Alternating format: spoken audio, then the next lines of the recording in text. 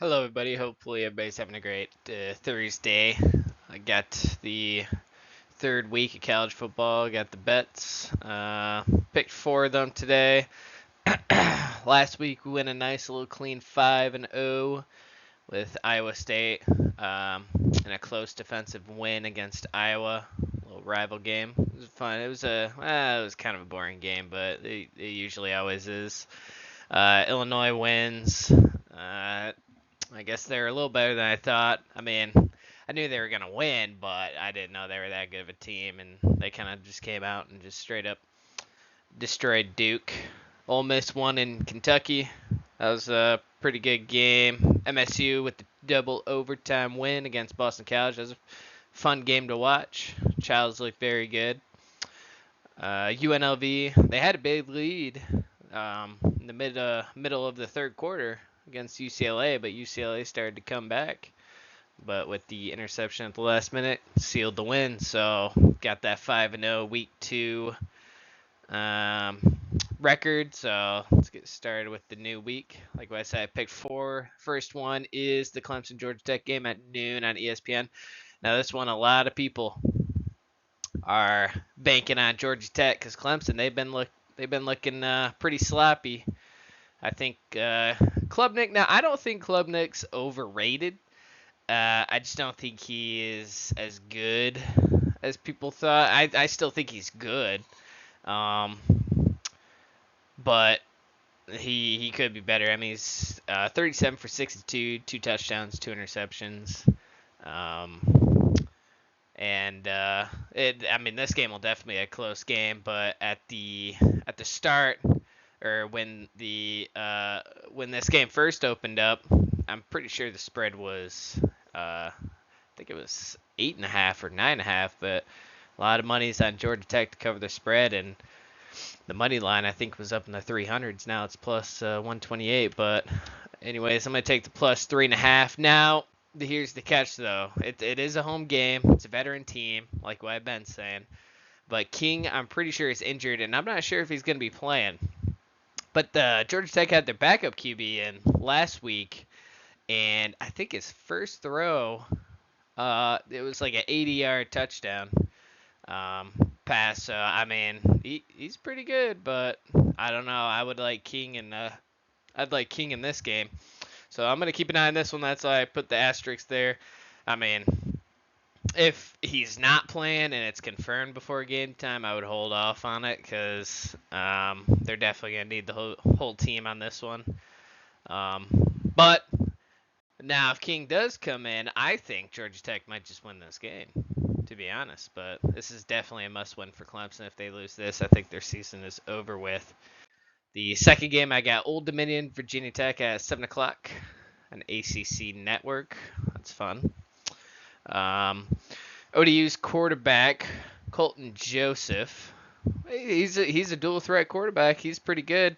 I watched a video on him a couple days ago. He did pretty good in the last game. Old Dominion is 1-1, and ESPN Analytics got this game about 66 to 34%, 66% Virginia Tech winning. They're 0-2. They haven't looked that great, but I mean, I think Jones, the quarterback for Virginia Tech, Jones, he's been making a lot of bad decisions, but I think he'll pull through on this one. I'm going to take the Moneyliner minus 275 Virginia Tech. Yeah, this is definitely a must-win for Virginia Tech at home against Old Dominion. Old Dominion kept it close with Indiana, but they ended up losing 14-27. But Virginia Tech, this is a must-win for them. If they lose this, then especially at home, that is not a good look. But the next game, Duke Tulane, 8 o'clock, ESPN2. Duke is 1-1 this season. Tulane's 2-0. ESPN's got 72% Tulane win this game on their ESPN analytics.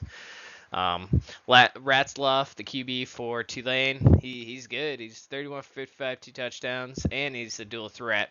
And I think Duke's defense, they're not going to be able to hold up to his rushing yards. I mean, he's got 177 rushing yards in the season, 23 carries, and two touchdowns there.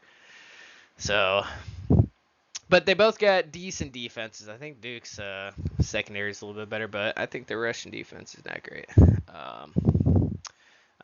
Duke's QB is good as well. I mean, he's got 327 yards, 50 for 68, 5 tutties, 1 interception. But Tulane with the home field advantage. I think they're going to get this one straight up in a win and take money line minus 120 on the third game. And the final game got Minnesota, California, 10:30 p.m. on ESPN. Now, I think I picked Cal week 1, and they ended up beating Oregon State week 1, but turns out Oregon State's not that great of a team. And but Minnesota had a close game with Buffalo. Buffalo, we now know, is a good team and could possibly win the MAC. Well, I don't know. We'll see.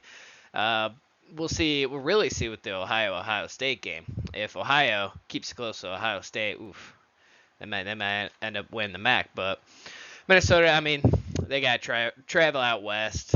Whenever that happens, it kind of gets them. Doesn't get them right, and then they end up, blowing it. But who knows? Minnesota, ESPN Analytics, they got them at 52, 53-ish% chance to win. So it's basically a 50-50 game. Cal's got, I mean, they're both okay teams, but Cal's got, I think, better defense, and they got home field advantage. I think that out west will help them out in this one. So I got Cal with the upset. I guess you could say upset plus 118 money line. But yeah, those are my 4 games. Like what I said, Georgia Tech, it kind of depends on if King quarterback comes in and plays. I haven't checked yet today, but we'll see if he does. But yeah, this is for entertainment and my predictions only. Bet responsibly. Gamer problem. Call 1-800-GAMBLER. Thank you.